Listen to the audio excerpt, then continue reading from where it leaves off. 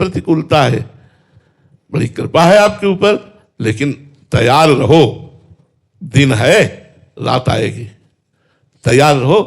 ऐसा ना सोचो सब दिन होत ना एक समान। प्रतिकूलता कदम पे कदम हमारी आध्यात्मिक प्रकाश को प्रकाशित करती है। हमारा जीवन प्रतिकूलताओं से भरा रहा है और आज भी भरा है।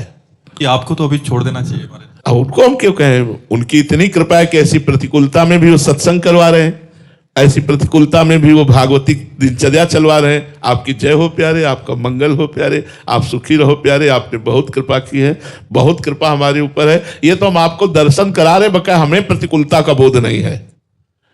हमें प्रतिकूलता का, आपको सच्ची कहते हैं, हमें प्रतिकूलता का बोध नहीं कि मेरे प्रभु ने प्रतिकूलता दी, मुझे कृपा ही कृपा दिखाई दे रही है। सभी महापुरुषों के चरित्रों में तो महाराज जी यही आता है, इतनी बड़ी प्रतिकूलता की एक आम इंसान हिल जाए महाराज जी। भक्तमाल में चरित्र पढ़ने को मिलते हैं, ब्रज के भक्तों में मिलते हैं, तो महाराज जी ऐसा क्यों महाराज जी? साधकों के साथ तो ठीक है कि उसको तपाया जाता है, पर सिद्धावस्था में भी महाराज जी ऐसा। मुख्य बात यह रहती है कि उनके अनंत जन्मों का हिसाब किताब बराबर होना है। अब उनका आखिरी जन्म है और देह से उनका कोई संबंध रह नहीं जाता, तो फटाफट देह में प्रतिकूलता के ऊपर प्रतिकूलता दे दे करके अनंत जन्मों का हिसाब ठाकुर जी निकाल देते हैं और वो भगवान के धाम को चला जाता है। अगर हम अपने जन्म कर्मों को भोगें तो करोड़ों जन्म ले तो भी नहीं भोग पाएंगे, तो भगवान इसी जन्म में थोड़ा थोड़ा भुगता करके सब पावन करके, इसलिए बड़े बड़े महात्माओं को बड़े बड़े रोग, बड़ी बड़ी समस्या, बड़ा बड़ा दुख, वो सब पवित्र करके भगवान बुला लेते हैं। उनके सानिध्य में जो आते हैं वो तो मजे में हो जाते हैं। हाँ, स्वामी राम, हाँ, कृष्ण परमहंस जी, विवेकानंद जी महाराज, महाराज जी उनके सानिध्यता में इतना सुख है। हाँ, उनके संकल्प में इतना दम है, वो मम भक्ति तो भोनम पुनाद, लोक के लोक को पावन कर सकता है, दूसरों के रोगों को ऐसे नष्ट कर सकता है संकल्प से, लेकिन वो अपने जुकाम को भी नहीं ठीक कर पाएगा, क्योंकि वो ऐसे है, अपने लिए नहीं, अपने शरीर में सारी पीड़ा, सारे दुख, सारे भाव, और दूसरे के दुख की संभावना मात्र लगी कि दुख है, वो जान नहीं पाएगा, उसके दुख को अपने ऊपर ले लिया, वो समझ भी नहीं पाएगा।